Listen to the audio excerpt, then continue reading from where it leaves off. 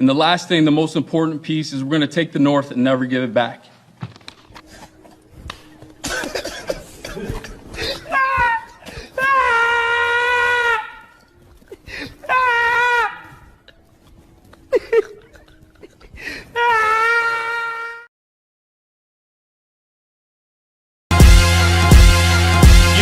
Yo, check it. Turn me up a little bit on the mic.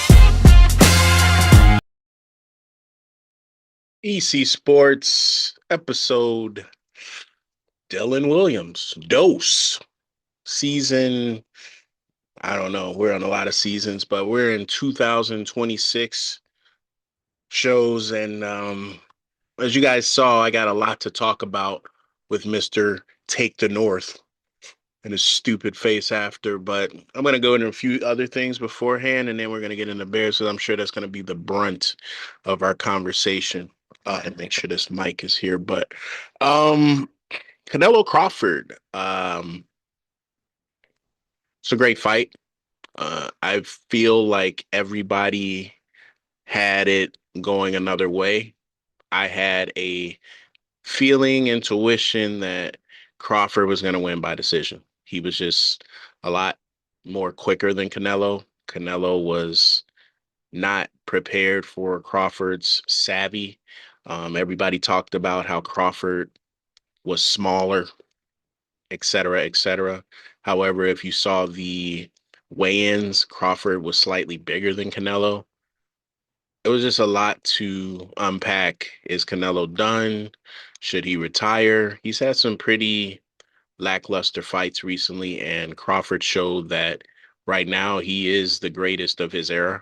You can't disrespect the previous guys. There's a lot of people, boxers included, going kind of hard on Floyd and how Crawford is better than him.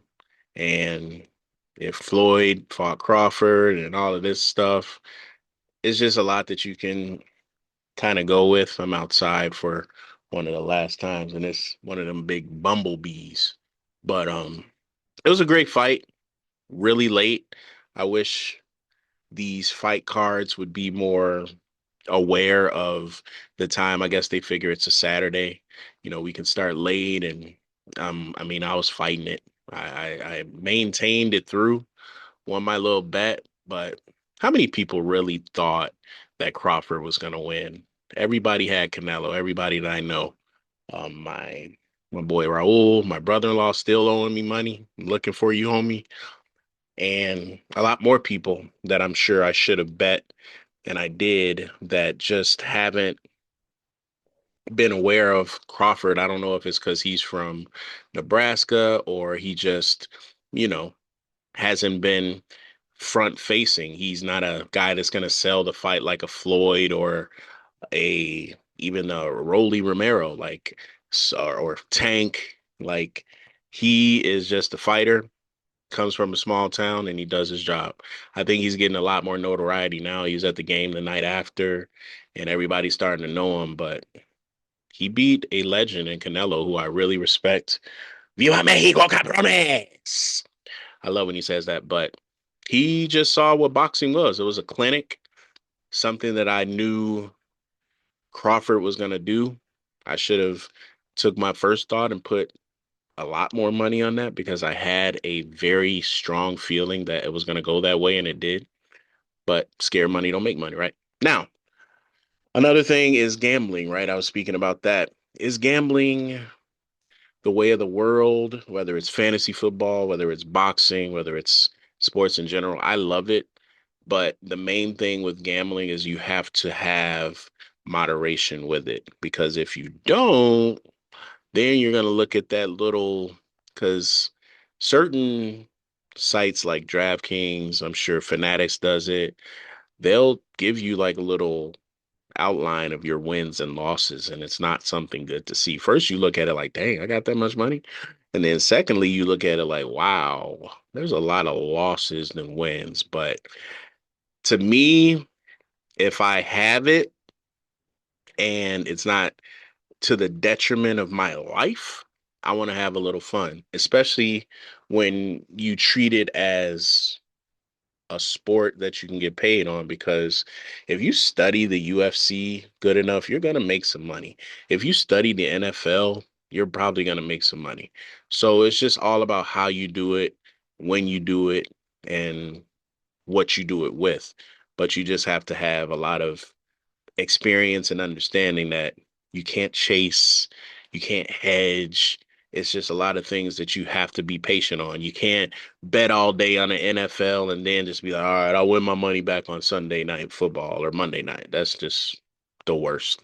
And I've been there. That's why I can speak on it. I'm not a Tony Sharp where I know the things from top to bottom, but I have a idea on certain aspects of it, and I enjoy it and it's fun. I love betting and seeing my wife tail my bets. She don't know what the fuck she doing, but she just won like $150 by accidentally tailing myself and my daughter's bets that we sent her. It's hilarious, but good for her. She's also killing it in fantasy. I did not help her draft this team, but bro, she had the number, I think, 8 pick, and she just got a nice amount of guys that were available. She did her research on rookies. I think that's what she did really well. She got a Buka. She got the Denver running back. I can't get his name off the top. She got the guy with three names, Merritt from Washington, who's obviously about to play a lot since Austin Eckler tore his Achilles, I believe. Everybody's slicing their Achilles up. But overall, like, it's fun. I said it last week. It's fun to have your wife involved in sports, involved in what you like to do, because it makes the home life so much better. I'm going on vacation the next few days, so I'm gonna be filming a lot. I might film while I'm gone. I might film at my son's games, who's finally allowing me to report that he is officially an Elmhurst University student athlete. And I am so proud of that kid. He worked his ass off. He got a nice little ride to Augustana, went downstate, fucked up, got into it with girls and liquor, and didn't do anything about work, even though he was an honor roll student. And he had to work his ass off and get back to where he wanted to be. Got recruited, chose Elmhurst, and now we're there. We're back at square one. He's got to earn this spot, but I'm excited for number 10 and see what he does in the future. Um, let's stop the inevitable. Bears lose 52 to, I don't know. Like, how do you let somebody drop 50 on you, bro? Like last week, I am getting there, right? I'm becoming a Chi-Town fan. I'm not a Chicago fan, but it's hard not to get there. It's only the second game. I am not blaming Caleb. I'm not even blaming Ben. The defense is starting to get on my nerves. I know we are missing three of our top guys, with Spider-Man out, as well as TJ. I forgot the linebacker's name. Should have took my notes like my wife told me, but you know who we're missing, and the defense isn't stopping shit, right? Detroit said they were coming out and they were going to do something. We didn't do shit, but get our ass whooped badly. Where Ben Johnson? No, I'm thinking, he knows the team. He's gonna, bring over what the knowledge that he had for Detroit, and we'll squeak out a victory. I did my Chicago +3, and yeah, it just didn't come out well. Caleb, Caleb is our quarterback. Deal with it. I like Caleb. I like what he's doing. I don't think he's making any mistakes. I can't tell you if he got an interception. He think he got one, but it's just like, what do you want him to do outside of? I think we scored a nice amount of points. It's just when the other team is scoring 50 plus and we're not stopping anything. All right, let's find something to blame. Blame Mr. Take the North. Okay. He built this team from his own willing want. He got the quarterback he wanted. He got the coaches he wanted. He got the stadium he wanted. It's just like, I'm not gonna. I don't understand like how much longer we're gonna have Mister Take the North there. I was on Ryan Poles, right? I thought he was going to bring some excitement, some um, ideas, some new and energetic ways to make our team get out of the old monsters of the midway. We're a running and defensive team element, and we didn't. We just continue to thrive in mediocrity, get our asses whooped, shake our head and wonder why, and not do anything about it. What are you going to do? You're not going to fire the coach. He's in game 2. You're not going to do anything in upper management outside of you just gave him what, a 4 to 5 year deal.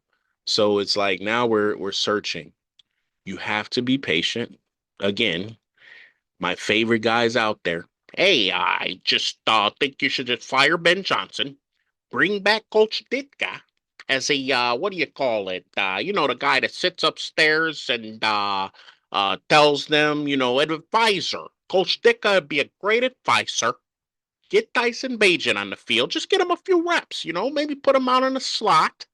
Bro, that's what some people are thinking right now. Game 2, everybody has their own ways of thoughts. At some point, I have to cover my word. I've been riding with the Bears and I'm going to stay with them. But the Bears got to help me. Now they're going into Dallas. They're going, I think Dallas is coming here. And Dallas is coming off a very rough but exciting game against Giants. Russie wanted to be Russie again, but he made some mistakes in the end. My guy Neighbors got me a 40 dime. Like he dropped 40, but I feel like they're going to have some opportunities because Dallas has their faults. They lost Micah Parsons. They have a defense that probably isn't the most eloquent on the field out there, and we have an option. After a Bears game, after that type of loss, you're like, what the heck? And there are all types of names and numbers and whatever you want to call it. And then right around this time, this is why I do my show on Wednesday. So I don't have an emotional outcome and say things that I'm going to regret because I've been watching the Chicago Bears since I was born. Like I'm talking Walter Payton, Vince Evans, the quarterback, used to live in the same high-rise building I lived in on Waveland. Like I am a Bears fan to the utmost. However, I am a fan that understands like at some point you have to do something to win. The Bears are never going to have empty stadiums. The Cubs are never going to have empty stadiums. The Bulls are never going to have an empty United Center. They're just not because Chicago fans are a certain way. Now, the White Sox, and those are different. I don't know why, but the support is different. But with the Bears officially saying Arlington Heights is coming, and we got everything in place. You got the quarterback, you got the franchise quarterback, you got guys like it or not, Caleb ain't going nowhere. So stop shifting blame over to him and breaking down his film to the utmost of his mistakes and start looking at everything, right? Is this defensive scheme working? Are we looking at that? Are we looking at are the plays being called correctly? Are we looking at the injuries? We have some very significant injuries, but again, the Bears are 0-2, kind of like Eric's energetic team in my fantasy football league. That guy's terrible.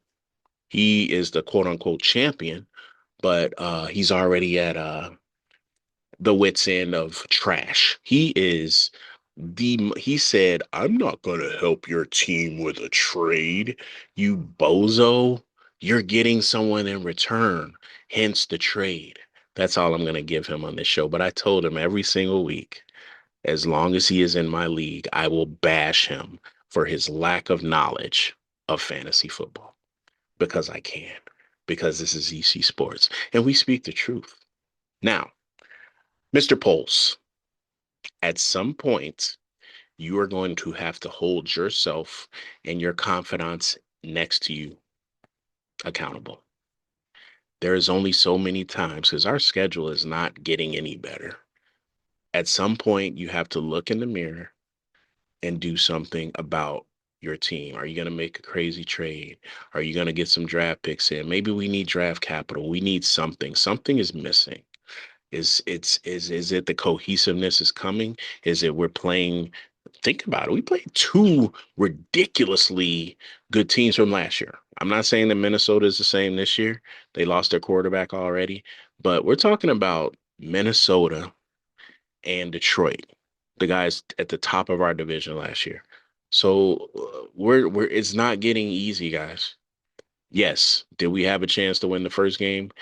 And by all means, I don't care who you are, what you do, what you say. If we would have won that game last week, we would have been talking Super Bowl. And that's why the patience has to be there because the Bears are going to be the Bears and we have to let them surprise us. Hopefully, this week is going to be that week where we have that happen, right? Jalen Johnson probably shouldn't have got on the field. His groin is torn up by some accident that he had, and no one can tell us why, right? Has to do that. Tyreek Stevenson. I don't know about that dude either. It's just a lot of unanswered questions that we got to talk about. However, we will do that next week. Make sure you watch Dallas. Make sure you comment, like, and subscribe, and let me know at what point should I crash out on our Bears because I'm not there yet, guys. It's only game two. We'll see you next week. EC Sports.